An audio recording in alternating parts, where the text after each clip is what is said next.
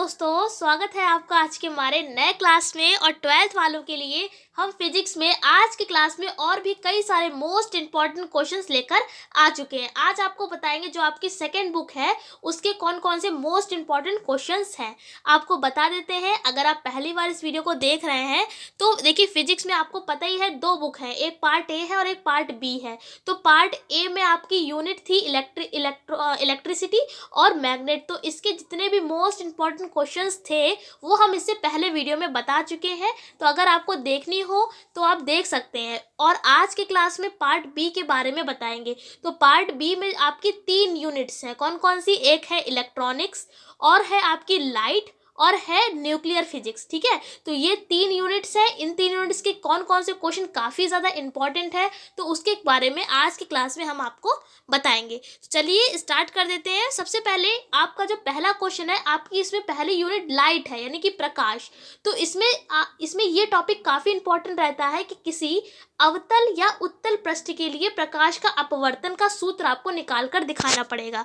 जैसे कि एग्जाम में किस तरीके से आएगा तो ये भी हम आपको बता देते हैं। सबसे पहले या तो इस तरीके से आएगा कि आपको देखिए, दोनों ही डेरिवेशन ये अलग अलग है। अवतल पृष्ठ के लिए प्रकाश का अपवर्तन एक अलग टॉपिक है और उत्तल एक अलग टॉपिक है, लेकिन दोनों का जो प्रूवमेंट आता है लास्ट में वो सेम ही आता है। बस क्या होता है, अवतल के लिए लेंस थोड़ा अलग बनता है, यानी डायग्राम जो होगा थोड़ा सा अलग हो जाएगा, और उत्तल के लिए डायग्राम जो होगा वो थोड़ा सा अलग हो जाएगा। तो कहने का मतलब है दोनों ही डेरिवेशन का प्रूवमेंट जो लास्ट में आता है वो सेम होगा, लेकिन क्या होता है, केवल लेंस की वजह से थोड़ा सा डेरिवेशन बस वो अलग हो जाता है। तो इसीलिए आपको क्या करना होगा, एक डेरिवेशन आप अच्छे से तैयार कर लीजिए, या तो अवतल वाला और या तो उत्तल वाला। जो भी आप, जैसे कि मान लिया आपने अवतल वाला तैयार कर लिया है तो उत्तल वाला आप थोड़ा सा देखेंगे उसको 1-2 बार तो आपको अच्छे से समझ में आ जाएगा। और आपको ये बता देते हैं, अवतल या उत्तल में आपके एग्जाम में दोनों में से कोई एक पूछा जाएगा, क्योंकि ये कई बार एग्जाम में क्वेश्चन आ चुका है। तो हमने आपको बता दिया है कि इस टाइप का क्वेश्चन पूछ लिया जा सकता है, या तो अवतल आएगा और या तो उत्तल। अगर इस तरीके से नहीं आएगा तो आपको प्रूवमेंट पूरा जो इसका लास्ट में निकल कर आता है तो वो या तो आपको लिख कर दे दिया जाएगा कि इसको आप प्रूव कर दिखाइए। इस तरीके से भी पूछा गया है कई बार। ठीक है, तो समझ में आपको आ गया होगा। उसके बाद अगला क्वेश्चन क्या है, लेंस मेकर सूत्र या पतले लेंस के लिए सूत्र। देखिए, क्वेश्चन या लेंस मेकर सूत्र है या पतले लेंस के लिए सूत्र है, तो दोनों ही बातें एक ही हैं। जो इसका डेरिवेशन है वही सेम डेरिवेशन। देखिए, जितने भी यहाँ पर आज के क्लास में जितने भी आपको हम टॉपिक लिखवाए हैं, जितने भी यहाँ पर इंपॉर्टेंट है, ये सारे आपको मिल जाएंगे फिजिक्स वाली प्लेलिस्ट में। इसको हम डिस्क्रिप्शन में दे देंगे, या तो हम यहाँ पर कमेंट में पिन कर देंगे, वहाँ पर आप डायरेक्ट जाकर देख भी सकते हैं। अगर कोई टॉपिक आपको नहीं समझ में आ रहा है तो आप कमेंट कर दीजिएगा, आपको फिर से समझा देंगे। फिलहाल ये दूसरा टॉपिक हो जाएगा हमारा लेंस मेकर सूत्र, ये भी काफ़ी इंपॉर्टेंट है। उसके बाद अगला टॉपिक है संपर्क में रखे 2 लेंसों की फोकस दूरी। ये काफ़ी इंपॉर्टेंट टॉपिक है, कई बार ये एग्जाम में आपको देखने को मिलेगा। अगर आपके पास अनसॉल्व पेपर है तो उसमें आप देख सकते हैं, कई सेटों में आपको मिल जाएगा ये टॉपिक। इसका क्या होता है, 1/f बराबर 1/f1 प्लस 1/f2 ये निकालना जाता है प्रूवमेंट 2 लेंसों की फोकस दूरी का। ये क्यों इंपॉर्टेंट हो जाता है, क्योंकि इसमें कई कंडीशन लगती हैं। कंडीशन कैसी लगेंगी, जैसे कि मान लें यहाँ पर 2 लेंसों की बात करी गई है कि 2 लेंस क्या है, पास रखे गए हैं। तो अगर कंडीशन आप क्या लगाएंगे कि मान ले कि अगर दोनों उत्तल हैं या दोनों अवतल हैं, और अगर हम मान ले कि एक अवतल और एक उत्तल है, तो इस तरीके से 3 कंडीशन बनती है। तो इसीलिए एक डेरिवेशन जो है वो इंपॉर्टेंट हो जाता है। उसके बाद अगला है न्यूटन का सूत्र। इसका आता है x डैश बराबर f डैश। ठीक है, तो ये वाला भी इंपॉर्टेंट रहता है। अगर हम इन चारों में से कहें सबसे पहले नंबर पे हम किस डेरिवेशन को रखेंगे, यानी कि सबसे ज़्यादा इंपॉर्टेंट कौन सा है, तो भैया ये तीसरा वाला बहुत ज़्यादा इंपॉर्टेंट है, क्योंकि कई बार एग्जाम में देखने को मिला है। उसके बाद दूसरे नंबर पे हम भाई न्यूटन का सूत्र रखेंगे, फिर ये अवतल वाला पूछ लिया जाता है और लेंस मेकर सूत्र भी पूछ लिया जाता है। लेकिन अगर हम इन चारों में सबसे ज़्यादा इंपॉर्टेंट की बात करें तो भाई फोकस दूरी वाला है और न्यूटन का सूत्र। उसके बाद अगला क्वेश्चन है हमारा हाइगेंस की द्वितीय तरंगिकाओं का सिद्धांत। ये क्वेश्चन भैया लिख लीजिए, आपके एग्जाम में हो सकता है। देखिए 99.9% मेरे हिसाब से ये आएगा क्वेश्चन आपके एग्जाम में, क्योंकि हर साल ये एग्जाम में आता है कि हाइगेंस की द्वितीय तरंगिकाओं का सिद्धांत लिखिए। ये अगर लॉन्ग में, अगर ये अभी जितने भी बताएं ये सारे लॉन्ग के क्वेश्चन है, यानी दीर्घ उत्तरीय, यानी कि 5 नंबर की जुगाड़ आपको बता रहे हैं। अगर ये बाई चांस लॉन्ग में नहीं आता है तो ये शॉर्ट में पूछ लिया जाता है कि हाइगेन्स का द्वितीयक तरंगिकाओं का सिद्धांत लिखिए। केवल सिद्धांत पूछा जाएगा तो शॉर्ट में आएगा, और अगर ये लॉन्ग में आता है तो इसके साथ में क्या पूछा जाएगा, इसमें परावर्तन की आप व्याख्या कीजिए इसकी सहायता से, या तो अपवर्तन की। हर साल एग्जाम में आता है कि आपको क्या करना है, सबसे पहले सिद्धांत लिखना है और इसकी सहायता से या तो परावर्तन की व्याख्या कीजिए या तो अपवर्तन की। तो दोनों बहुत बड़े बड़े डेरिवेशन है नहीं, बहुत आसान है, सब कुछ करा रखा है प्लेलिस्ट में, तो आप चाहें तो देखना चाहें तो देख सकते हैं। हम यहाँ पर कमेंट पिन कर देंगे और प्लेलिस्ट का लिंक दे देंगे, आप वहाँ पर डायरेक्ट जाकर देख सकते हैं। अगला क्वेश्चन है फ्रिंज चौड़ाई का व्यंजक। ये तो हमने अभी जल्दी ही प्रूव कराया था जब हमने अनसॉल्व पेपर काम कर रहे थे, उसमें लैम्डा डी अपॉन डी ये आता है ना फ्रिंज चौड़ाई का व्यंजक। ये भी काफ़ी इंपॉर्टेंट है, आप खुद देखिए। अगर बिलीव ना हो हमारे ऊपर तो आप अपना अनसॉल्व अगर आपके पास ना हो तो ले लीजिए, अनसॉल्व पेपर में आप खुद देखिए, इस टाइप के क्वेश्चन कई बार पूछे गए हैं। तो इसलिए ये क्वेश्चंस आपको बिल्कुल छोड़ने नहीं है। अगर आप पेपर देने जा रहे हैं तो आप इसको प्रिपेयर करके जाए तो आपके लिए बेटर रहेगा। अब यहाँ पर देखिए हमने दो लिख रखे हैं, एक फ्रिंज चौड़ाई, एक केंद्रीय फ्रिंज चौड़ाई। दोनों में से हर साल एग्जाम में एक आती है, लेकिन फ्रिंज चौड़ाई वाला जो है वो काफ़ी इंपॉर्टेंट है। उसके बाद अगला है हमारा प्रकाश वैद्युत प्रभाव का नियम और नियमों की व्याख्या। ये भी बताएंगे किस तरीके से आता है, काफ़ी इंपॉर्टेंट टॉपिक है ये। इसी में से आपका शॉर्ट भी फंसेगा 101%, शॉर्ट भी इसी में से आपके फंस जाएंगे, हो सकता है वेरी शॉर्ट भी फंस जाए, ठीक है, लेकिन लॉन्ग में इन्हीं में से आएगा। क्योंकि कई बार ये देखिए, कई आप खुद रिसर्च कर देख सकते हैं अपने अनसॉल्व पेपर में, कई सारे सेट उठाकर देखेंगे, यही सारे रिपीट बार बार क्वेश्चन होंगे कि क्या करना है, आइंस्टीन का समीकरण लिखिए या परावर्तन की व्याख्या करिए, अपवर्तन की व्याख्या करिए। यही सारे क्वेश्चन जो होते हैं वो रिपीट होते रहते हैं। तो ये जो 7th वाला क्वेश्चन है, इसमें क्या होगा, आपको जो प्रकाश वैद्युत प्रभाव है इसके नियम लिखने होंगे और साथ में नियमों की व्याख्या भी करनी होगी। जो नियम है आई थिंक 4 या 5 नियम है, उनकी आप नियम पहले सारे लिखेंगे, उसकी व्याख्या भी लिखेंगे, ठीक है। उसके बाद क्या कर रहा है, 8वां क्वेश्चन है आइंस्टीन का प्रकाश वैद्युत प्रभाव समीकरण। ये क्वेश्चन कैसे आता है, अगर लॉन्ग में आएगा, फिलहाल अगर शॉर्ट में आएगा तो इतना ही आएगा, लॉन्ग में आता है तो साथ में इसके साथ में क्या कहा जाता है कि आप प्रकाश वैद्युत प्रभाव के नियमों की व्याख्या कीजिए आइंस्टीन के समीकरण के द्वारा। ये जो नियमों की व्याख्या है ये भाई जो नियमों की व्याख्या है वो इसी समीकरण के द्वारा की जाती है, तो इसलिए ये क्वेश्चन इसके साथ भी आ सकता है। और हमारा आइंस्टीन का समीकरण क्या होता है, इस तरीके से कुछ होता है, हाफ mv² मैक्स बराबर h new minus new zero, यही तो होता है। तो इसको भी आप अच्छे से प्रिपेयर कर लीजिए। और ये 1 नंबर में भी क्वेश्चन आता है कि बताइए आइंस्टीन का प्रकाश वैद्युत समीकरण क्या होता है, तो आपको डायरेक्ट लिख देना है हाफ mv² मैक्स और बराबर में क्या होता है h new minus new not. तो अगर ये 1 नंबर में आता है तो आपको नीचे लिखकर भी दिखा दीजिए जहाँ करके कि m क्या है, द्रव्यमान है, v क्या है, वेग है, ठीक है, h क्या है, प्लांक नियतांक है, न्यू क्या है, आवृत्ति है। तो आप ये चीज़ भी लिखकर दिखा दें अगर ये 1 नंबर में क्वेश्चन आता है।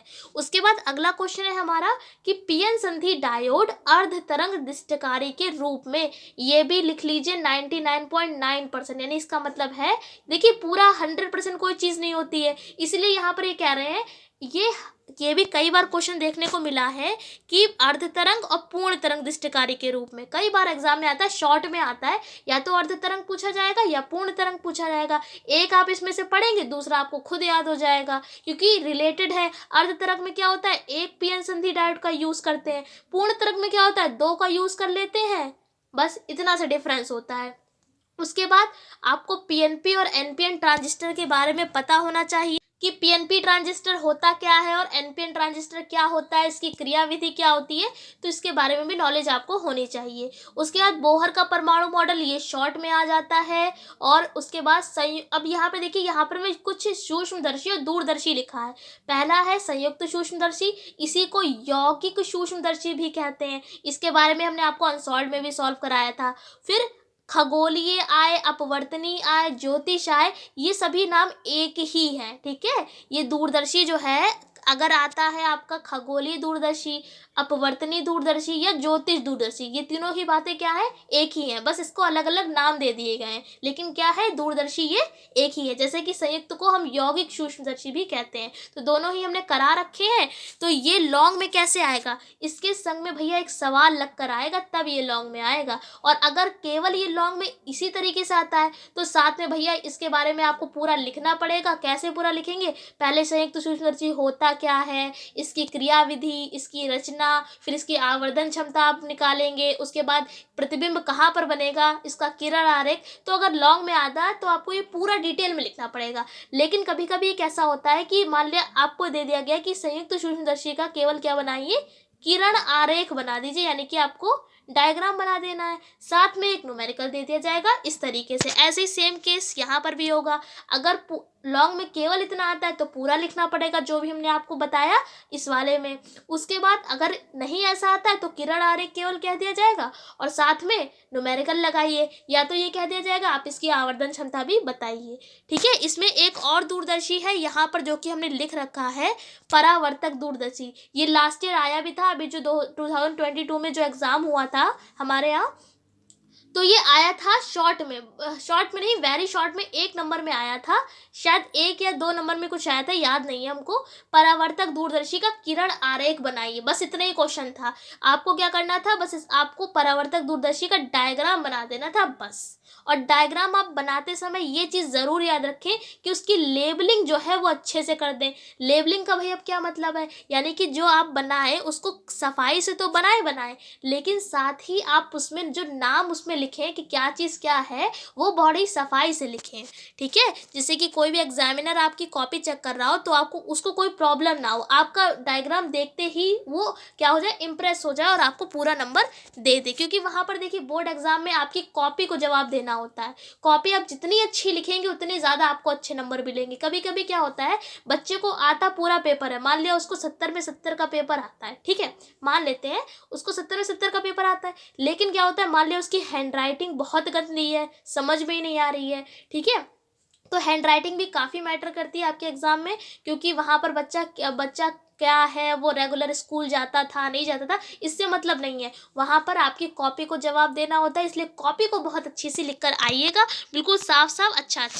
अब देखिए अगला एक क्वेश्चन है, द्रव्य तरंगे। ये लॉन्ग में कैसे आएगा, द्रव्य तरंगे क्या होती हैं, साथ में ये आपसे प्रूवमेंट कहा जाएगा, निकाल कर दिखाइए। बस ये अगर लॉन्ग में आता है तो इसी तरीके से पूछ लिया जाएगा। शॉर्ट में आता है, वेरी शॉर्ट में पूछ लिया जाता है कि द्रव्य तरंगे क्या होती हैं, तो आपको ये भी पता होना चाहिए। कुछ क्वेश्चंस हमने और लिख रखे हैं जो वेरी शॉर्ट के लिए है, जैसे कि पूर्ण आंतरिक परावर्तन क्या होता है, इसकी शर्तें क्या होती हैं, पता होना चाहिए, बहुत आसान होता है। प्रकाश का विवर्तन क्या होता है, ये तो भी हमने आपको बता ही दिया। देहली आवृत्ति क्या है, कार्यफलन क्या होता है, इसमें संबंध भी पूछ लिया जाता है कि देहली आवृत्ति और कार्यफलन में संबंध क्या होता है। तो भाई संबंध होता है W बराबर H न्यू नॉट, जहाँ W क्या होता है भैया कार्यफलन और न्यू नॉट क्या होता है, देहली आवृत्ति होती है। तो ये संबंध भी पूछ लिया जाता है। उसके बाद अगला है, आपको इसके बारे में पता होना चाहिए कि अग्र अभिनत और पश्य अभिनत, जिसको पश्य वाले को भैया हम उत्क्रम अभिनत भी कहते हैं, तो ये भी पता होना चाहिए। इसके बारे में हमने आपको अनसॉल्व जब सॉल्व करा रहे थे उसमें भी बताया है। उसके बाद ये वाला क्वेश्चन है, नाभिकीय विखंडन और संलयन की क्रिया। अगर ये लॉन्ग में आता है तो कैसे आएगा बता देते हैं। लॉन्ग में अगर आएगा तो नाभिकीय विखंडन की क्रिया आपको लिखनी पड़ेगी, नाभिकीय संलयन की क्रिया लिखनी पड़ेगी। साथ में इसमें एक न्यूमेरिकल भी लगकर आएगा जो हर साल एग्जाम में आता है 100%, जो नहीं पूरा लिखा होता है क्वेश्चन में कि मतलब 6C12 का द्रव्यमान इतना है, और मान लिया हमने प्रोटॉन का द्रव्यमान इतना है, कई सारे द्रव्यमान दे रखे होते हैं और उसमें निकालना पड़ता है बंधन ऊर्जा निकालिए। इस तरीके के क्वेश्चन हर साल एग्जाम में आते हैं, आपको मिलेगा, हर सेट में आपको मिलेगा अगर आप देखें तो। अगर लॉन्ग में आता है तो इस तरीके से पूछ लिया जाएगा, वरना शॉर्ट में भी ये पूछ लिया जाता है कि नाभिकीय विखंडन और संलयन की क्रिया लिखिए। साथ में फोटोन की ऊर्जा और संवेग में संबंध, ये 1 नंबर में भाई क्वेश्चन आता है कि आप इसमें संबंध लिखिए, तो हमने यहाँ पर लिख कर भी दिखा दिया है। ई बराबर होता है, सॉरी, पी बराबर होता है ई अपॉन में सी।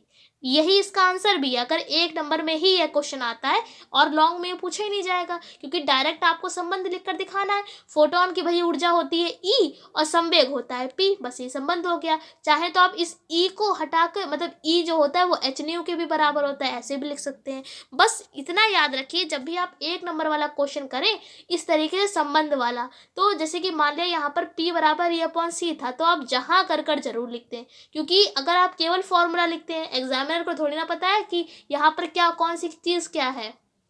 तो जहाँ कर लिख दीजिए कि P जो है वो संवेग है, E क्या है, ऊर्जा है फोटोन की। ऐसा लिखेंगे तो पूरा एक नंबर मिलेगा, वरना यहाँ पर हो सकता है आपको आधा नंबर ही मिले। तो आई होप पूरा क्लास आपको अच्छे से हम समझा पाए होंगे। जितने भी क्वेश्चंस हैं ये सारे ही हमने सॉल्व करा रखे हैं। प्लेलिस्ट जो है वो हम डिस्क्रिप्शन में दे देंगे और साथ में कमेंट में भी पिन कर देंगे, वहाँ पर आप डायरेक्ट जाकर देख सकते हैं। और हाँ, अगर आप पहली बार इस वीडियो को देख रहे हैं तो बता देते हैं कि हमने अनसॉल्व भी सॉल्व कराया है, जैसे कि 2021 का सेट 2 वाला वो कंप्लीट सॉल्व करा दिया है, केवल हमारे उसमें ऑब्जेक्टिव्स को छोड़कर। ऐसे ही हमारा इस टाइम जो है वो चल रहा है 2022 का सेट नंबर 7, ये वाला चल रहा है। इसको जैसे जैसे सॉल्व कराते जा रहे हैं आप भी सॉल्व करते रहिए और आपको भी समझ में आ जाएगा किस टाइप से क्वेश्चंस पूछे जाते हैं। नहीं देखी है तो आप देख लीजिए जाके, प्लेलिस्ट सारी हम डिस्क्रिप्शन में दे देंगे। तो इस क्लास में इतने रखते हैं। आई होप आपको वीडियो पसंद आई होगी, कैसी लगी कमेंट करके ज़रूर बताएं। अगले क्लास में मिलेंगे अगले इंपॉर्टेंट टॉपिक के संग, तब तक के लिए जय हिंद जय भारत।